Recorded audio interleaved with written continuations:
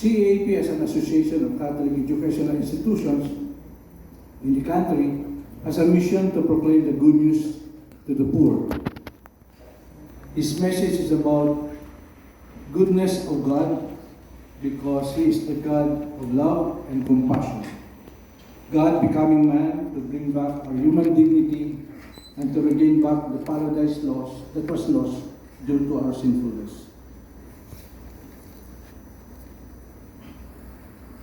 19% of the 119 million Filipinos who are indebted with 114 trillion national debt live below the poverty line threshold. And based on the latest SWS survey, almost 50% of our Filipino brothers and sisters consider themselves poor. That means more than 20 million Filipinos don't have the basic necessities to live as decent human beings. We have a saying in Filipino, ang taong nagigipit kahit sa patalim ay kumakapit. How many of our kababayans commit crimes only to survive? Drugs, syndicates, and others. How many of our brothers and sisters leave the country because of lack of opportunities at the expense of irreparable social costs? How many of our children and young people are lost and their dreams shattered because of the lack of quality education? These are questions that should bother us. These are the issues that we can do something if we put our acts together. And now we ask, why are Filipinos poor? Experts say Filipinos are poor for two reasons. First, it is cultural and systemic. Second, due to personal circumstances. Cultural or systemic, such as culture of corruption, political and economic system, failed justice system, and second, personal circumstances, such as the level of education of the individual, issues of health, dysfunctional families, involvement in crimes, lack of motivation to be productive. The reason why we were gathered here at the Ceap National Advocacy Summit, hosted by Ateneo de Manila University, the school that provided the early education of our national hero, Jose Rizal, is for us to have an open mind. Jesus wanted to open the minds of His apostles to the mysteries of the resurrection. What Father Wilmer wants is to open our minds to the many issues affecting our inambayan, the miseries of our kababayans. Bishop Pablo Virgilio David cautioned us that our mind is a powerful force, but at the same time it is vulnerable to manipulations and can be atrophied or traumatized. Education is supposed to be to open our minds to the messages of Jesus that will lead us to fullness of life, because we have recognized Him and allow Him to speak through us. In the setting of perspective, Father Wilmer reminded us of our mission as transformative educators. The need to journey together because the problems are complicated. To come up with a profile of our graduates, to maximize our capacity to do meaningful researches that will bring about better life for our people. Father Bobby Yap, as he welcomed us to Ateneo de Manila University, provided us with a beautiful venue in order for us to see, judge, and act. Ateneo schools are known for the slogan, men and women for others. And as their founder, St. Ignatius of Loyola, urged the Jesuits to support their words with concrete actions after going through the process of discernment. Otherwise, everything will be lip services. Professor Noreen Sapalo of the University of the Philippines helped us a common understanding of the word advocacy.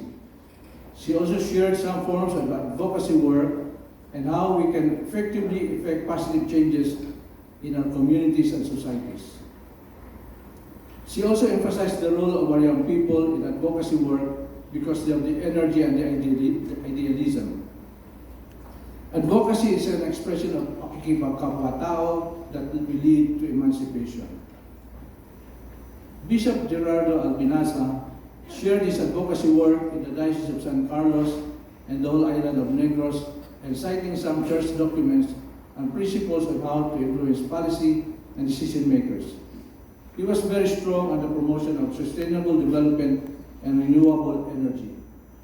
There is a need to think outside of the box and to a paradigm shift. The need to create new covenant between humanity and the natural world. Ms. Doris Fernandez Ferrer shared the role of PEAC in ensuring quality education and social transformation. It's not only about voucher or subsidy. She was strong on dismantling the great divide between public and private schools by working on the complementarity between the two. After all, our students will all end up citizens of this country. Her experience dealing with the different bosses and at the same time convinced of the mandate of the PEAC to support private education, she only anchors her engagement based on integrity and honesty. She has defended private education in different fora, whether in the halls of Congress or dealing with government agencies such as DepEd and CHED. In spite of the fact that there are adversaries, blockers in different individuals and groups who are just ready to tarnish the image of PEAC and private schools. But everything is not lost. We can create alliances with friendly influencers. On the second day of the summit, we were consulted on what will be our response as individuals, as schools, as system of schools, as regions in the advocacy campaigns of Ceap.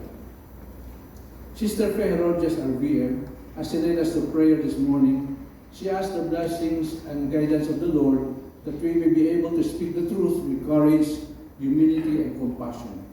May our words and actions be rooted in love and for the common good. And these are the results of the consultation, as I heard with them in the report of the plenary, but I am going just to highlight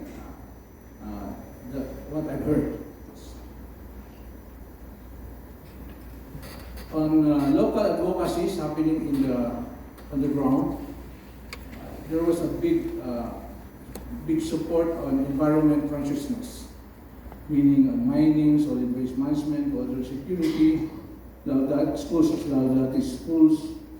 Si schools, care of industry for sustainability, rights of indigenous people, renewable energy, eco-marine, poachers and protected areas. Recognizing the Holy Spirit as the main advocate. Giving importance to the IP communities in dialoguing with life through education and providing them health, healthcare, and livelihood.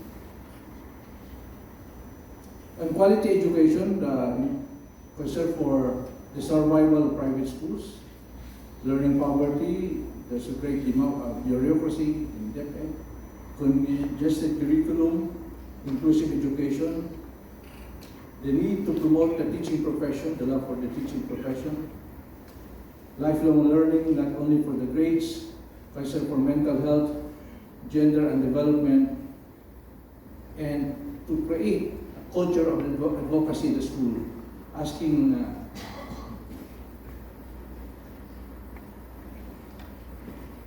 on good governance. There was a mention about the forthcoming bar election, and how do we prepare ourselves for the local election in 2025 and 2028 to be able to produce the right leaders for this country.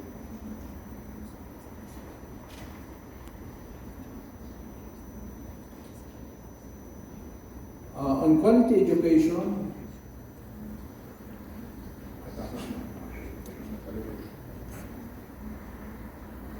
on the question number 2, structure for consultation, circle of discernment, there was a mention about the open line of communication. Survey is one form, focus group discussions, but there's a need for a common time in using the online platform consultation. There are two approaches in terms of consultation because there are times that we need to act urgently. Can we give the mandate or the authority to the leadership? For example, there's a coup d'etat or a disaster or whatever. Can we give an authority to the leadership to come up with a statement or an action? Of course, on policy issues, we can do lobbying, consultations, research-based judgment. We can do that.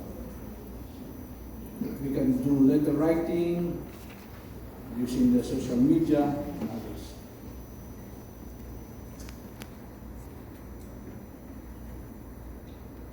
There's also a need for foot soldiers.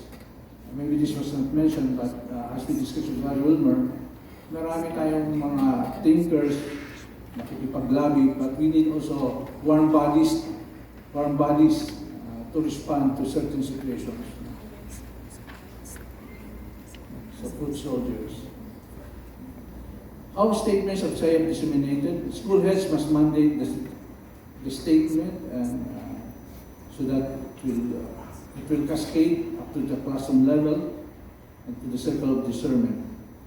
Not only statement but also instructional materials like primer.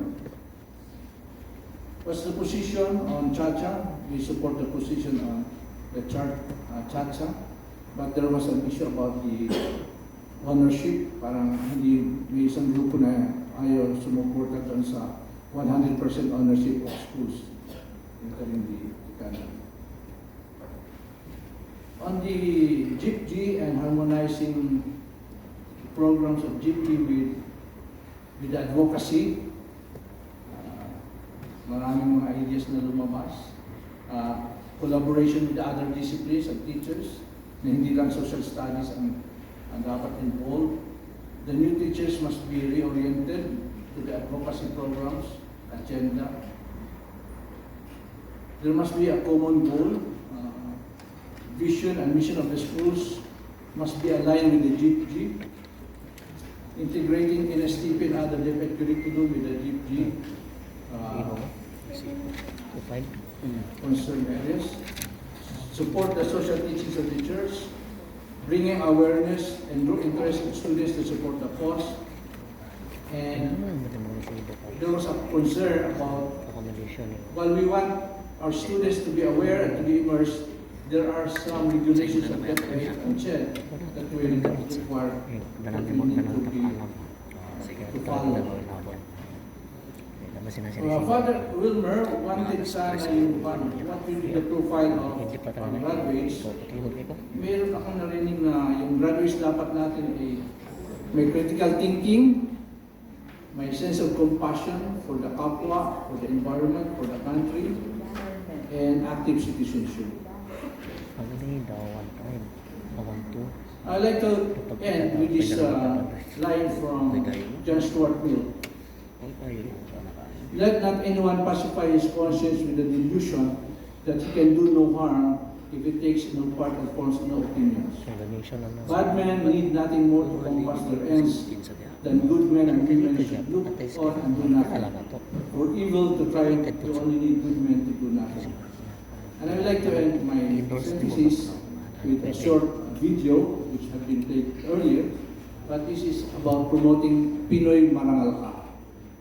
Bring back the dignity of the Filipino, whether siya ay mahirap o mayaman.